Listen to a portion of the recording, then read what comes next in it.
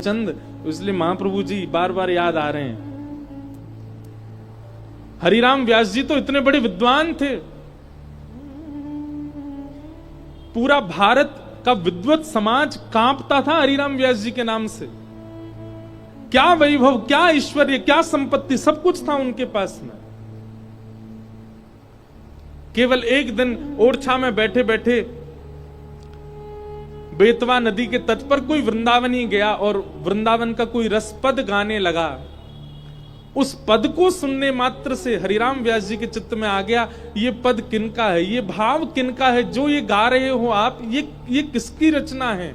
तब उन्होंने कहा, ये वृंदावन में श्री राधा वल्लभ जी के परम सेवक श्री हितरवंश महाप्रभु का भाव है। उसी समय निकल पड़े वृंदावन की ओर।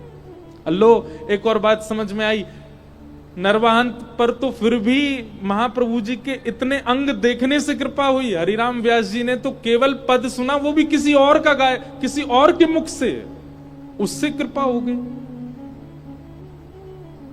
चले गए वृंदावन, लेकिन वृंदावन भी ऐसे नहीं गए, अपने यश वैभव को संग लेकर के गए। अपने सारे जितनी जगह वो जीत चुके थे, जितनी जगह उनको विजय मिली थी, सब जगह के विजय पत्र संग लेकर के गए।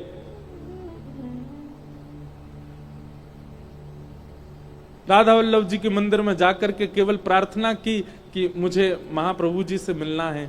तो सेवकों ने कहा, भाई अभी सेवा में हैं, आप थोड़ी देर विराजो। तो हरिराम व्यास जी बोले, तुम जानते हो किसको बैठने के लिए कह रहे हो? अरे हम इतनी दूर से चल के आए हैं, 2 मिनट हमारा संवाद करा दो उनसे।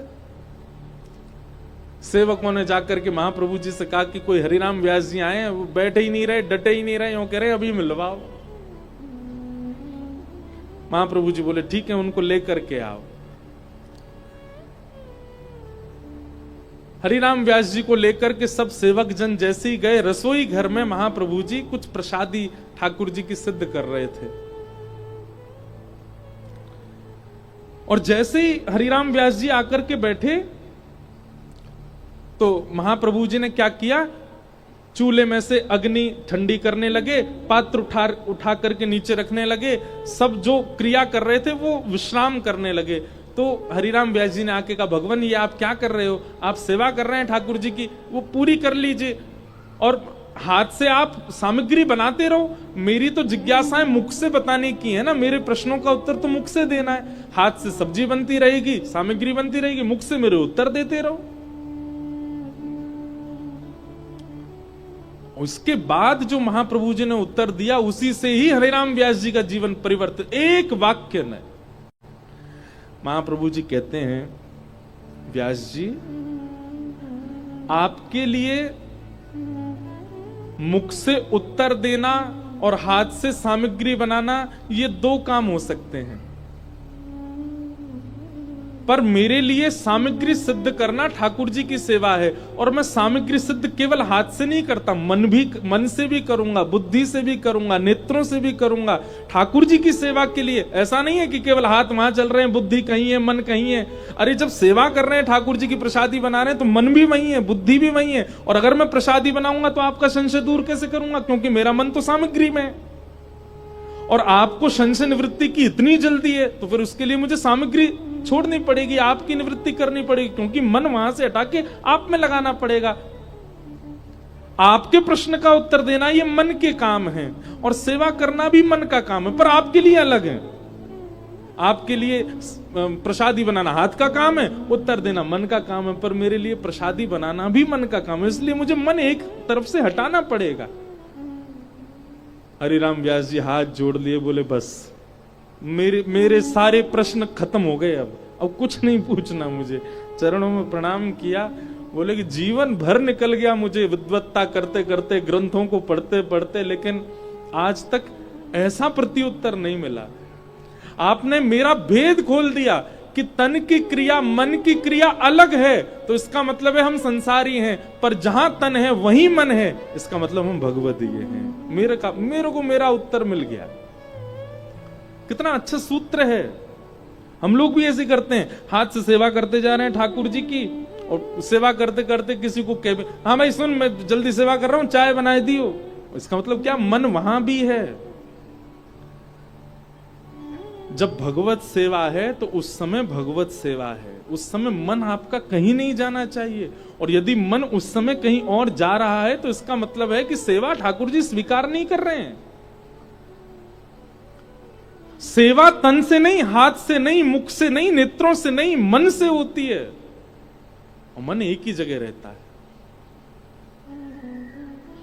गोपियां कहती हैं ब्रज की, एक हतो सो गयो श्याम संग, को राधे को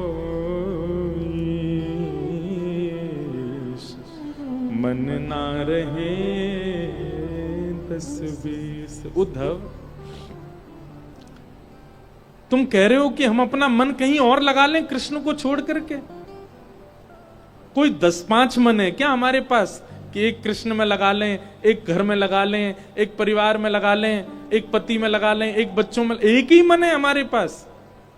और एक हतो सो गयो श्याम संग। श्री कृष्ण मथुरा गए तो मन भी हमारा उन्हीं के संग चला गया, कैसे कहीं और लगा लें हम? मन ना रहे 10-20। ये एक स्थिति है।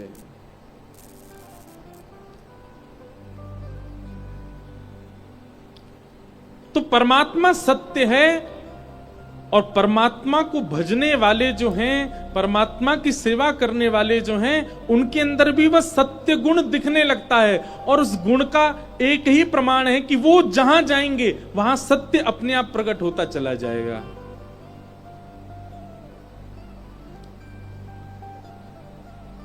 पहला रूप भगवान का सत्य,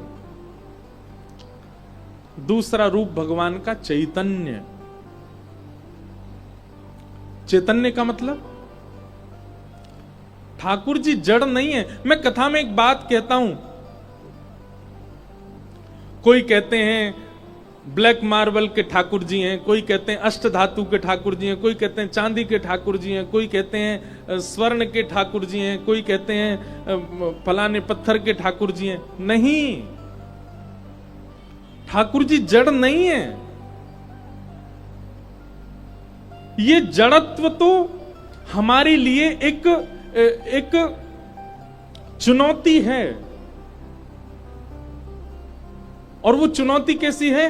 ठाकुर जी जड़ रूप में हमारे पास आकर के हमें चुनौती देते हैं, यदि तुम्हारे प्रेम में सामर्थ्य हो, तुम्हारे भाव में सामर्थ्य हो, तुम्हारी भक्ति में सामर्थ्य हो, तुम्हारी सेवा में सामर्थ्य हो, तो मैं आया हूं जड़ बन के, तुम चैतन्य बना के दिखाओ। मेरी भुजा तो ऐसे ही रहेंगी, लेकिन तुम अपने भाव से इनको सीधी करके दिखाओ। मैं तो त्रिभंग लली ही हूं, लेकिन तुम अपने भाव से कभी बैठा के दिखाओ।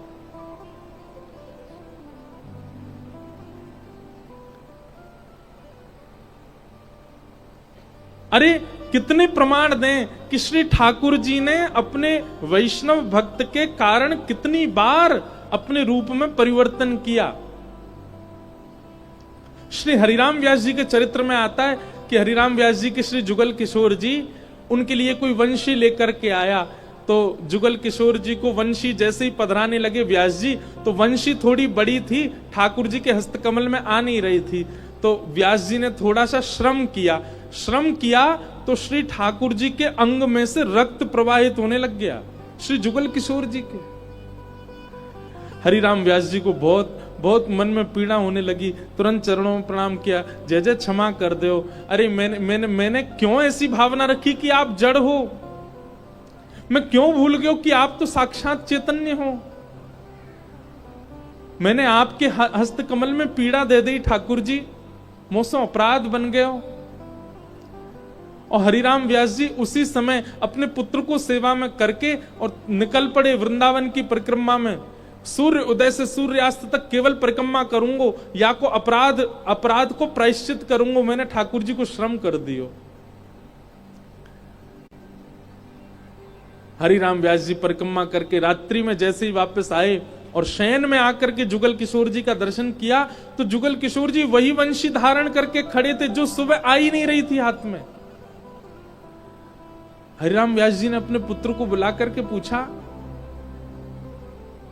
ये वंशी तो ठाकुर जी के नाप की थी नहीं, ठाकुर जी के हस्तकल में समय आ नहीं रही थी, ये कैसे आ गई? पुत्र ने तुरंत जुगल किशोर जी के पास जाकर के और पिताजी से कही, पिताजी आप कैसे कह रहे हो जी वंशी ठाकुर जी के नाप की नहीं है? देखो ये तो बड़ी सहजता से बाहर आ रही है, बड़ी सहजता से ठाकुर जी धारण कर रहे हैं। तभी हरिराम व्यास जी ने स्नान आदि करके भीतर मंदिर में जाके देखी कि वंशी तो उसी आकृति की है, पर श्री जुगल किशोर जी ने अपने हाथ बड़े कर लिए ताकि वो वंशी आ जाए। ठाकुर जी चैतन्य है, जड़ नहीं है।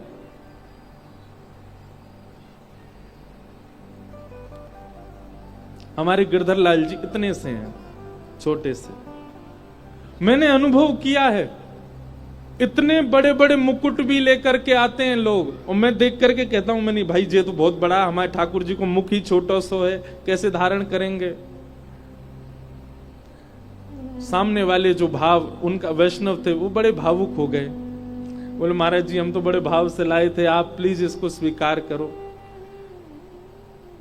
मैंने कि कल श्रृंगार करेंगे तो देखेंगे। पतो ना है जन लाला ने कहा कियो मुकुट छोटो कर लियो कि जन अपनो मूड बड़ो कर लियो, खूब प्रेम से धारण कर लिया, और वो लगे कि ये ठाकुर जी के लिए ही बना है। उसका जो टिपारा था वो तो बहुत बड़ा है, अभी भी ठाकुर जी पहनते हैं कभी कभी, पर वो ऐसे विराजमान हुआ जैसे कि बिल्कुल इन्हीं के सर के नाप को ही है। ठाकुर जी जड़ नहीं है, चैतन्य है। अनुभव करो अपने ठाकुर जी के साथ।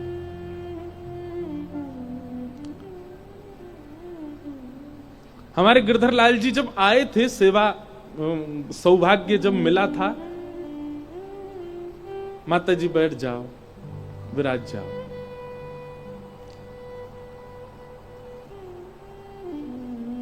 तब ठाकुर जी को इतनी इतनी पोशाक पहनाते, वो भी बड़ी लगती थी।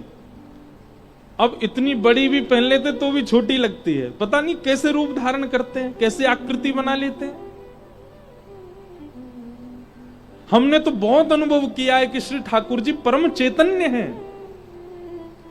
हमारे गिरधर लाल जी को जिसने प्रत्यक्ष नहीं देखा ना, वो यही विचार करता है कि इतने बड़े ठाकुर जी होंगे, खूब सुंदर श्रृंगार होगा, खूब बड़े बड़े नेत्र होंगे, लेकिन जब वो प्रत्यक्ष दर्शन करने जाता है इतने से दिखते हैं ठाकुर जी, बहुत छोटे से। और एक और बात, जो गिरधर लाल जी को देखते रहते हैं उनके लिए बात है, 11 से 17 जनवरी आप श्री लाल जी का दर्शन कीजिएगा। इतने बड़े बड़े मंडप बनते, इतने बड़े बड़े गर्भगृह बनवाते हैं हम श्री लाल जी के। छोटे से ठाकुर जी पीछे से देखने वाले पंडाल में उसको भी दिखाई देते हैं, ऐसा लगता है मानो उन्होंने अपना रूप बड़ा कर लिया हो। ठाकुर जी चैतन्य हैं।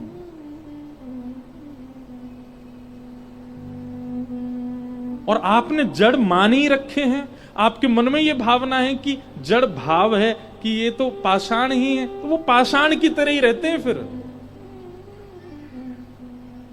भावना रखो कि ये चैतन्य है, तो वो चैतन्य की तरह ही रहेंगे। हम कथा में आते हैं तो कथा में आते समय लाल जी अकेले रहते हैं कक्ष में, तो अकेले नहीं रहते। उस समय ठाकुर जी के पास जाएंगे, लाल जी आपकी कीर्ति गावे जा रहा हूं, आपको ने यश सुनावे जा रहा हूं, आपकी ने प्रशंसा करवे जा रहा हूं कथा में, थोड़ी देर आराम कर लियो, आनंद कर लियो।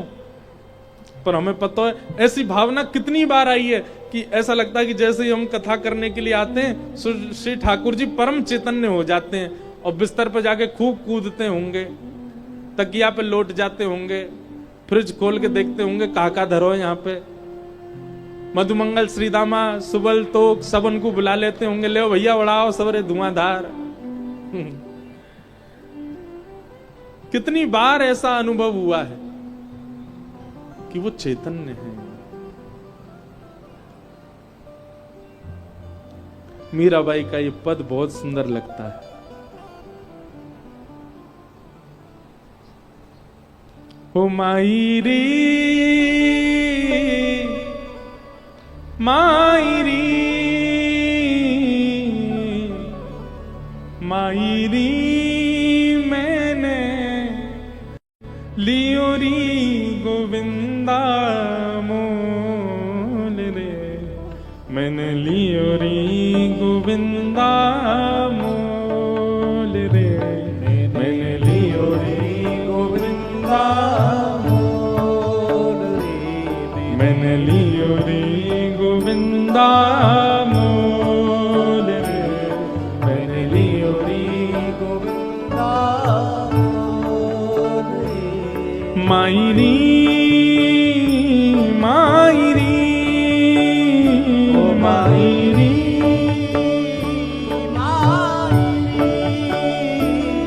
मायरी मायरी ओ मायरी ओ मायरी, मैंने लियो री गोविंदा मोल रे, मैंने लियो री गोविंदा मोल रे, मैंने लियो री गोविंदा मोल रे, तो मैंने लियो री गोविंदा मोल रे, मैंने लियो री गोविंदा। मीराबाई कहती है, कोई कहे कारो, कोई कहे गोरो, कोई कहे कारो, कोई कहे गोरो, कोई कहे कारो, कोई कहे गोरो, कोई कहे कारो, कोई कहे गोरो, कोई कहे कारो, कोई कहे गोरो, कोई कहे कारो, एक ताल बजा के गाओ। हाँ, कोई कहे कारो, कोई कहे गोरो, कोई कहे कारो, कोई कहे गोरो, ओ मायरी मायरी ओ मायरी ओ मायरी, मैंने लीली आँखें खोल रे, मैंने लियो री गोविंदा मोल रे, मैंने लियो री गोविंदा मोल रे, मैंने लियो री गोविंदा मोल रे, मैंने लियो री गोविंदा मोल। श्री राधा रमण लाल की।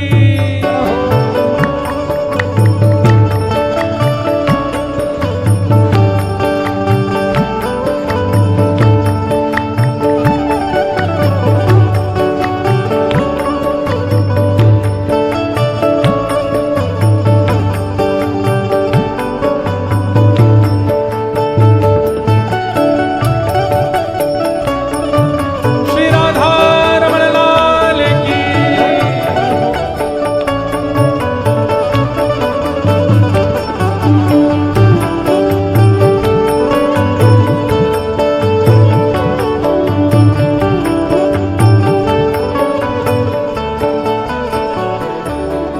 बोलो जुगल जोड़ी सरकार की।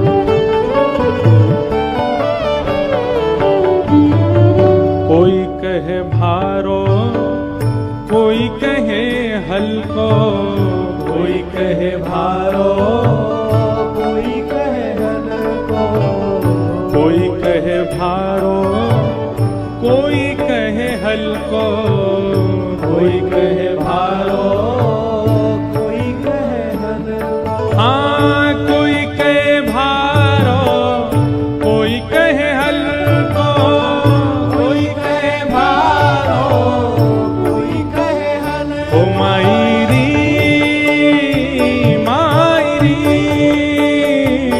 मायरी,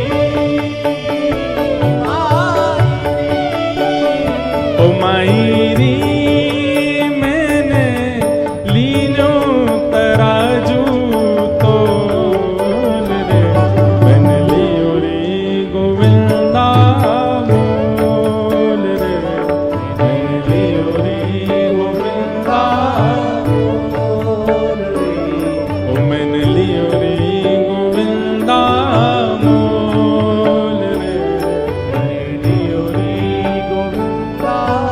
और सबसे विशेष बात, कोई कहे सस्तो कोई कहे महंगो, कोई कहे सस्तो कोई कहे महंगो, कोई कहे सस्तो कोई कहे महंगो, कोई कहे सस्तो कोई कहे महंगो। ओ मायरी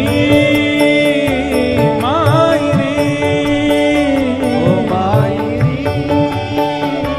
मायरी, ओ मायरी ये तो आवत प्रेम के मोल रे, ये तो आवत प्रेम के मोल, मैंने लियो रे गोविंदा मोल रे, मैंने लियो रे गोविंदा मोल रे, ओ मैंने लियो रे गोविंदा मोल रे।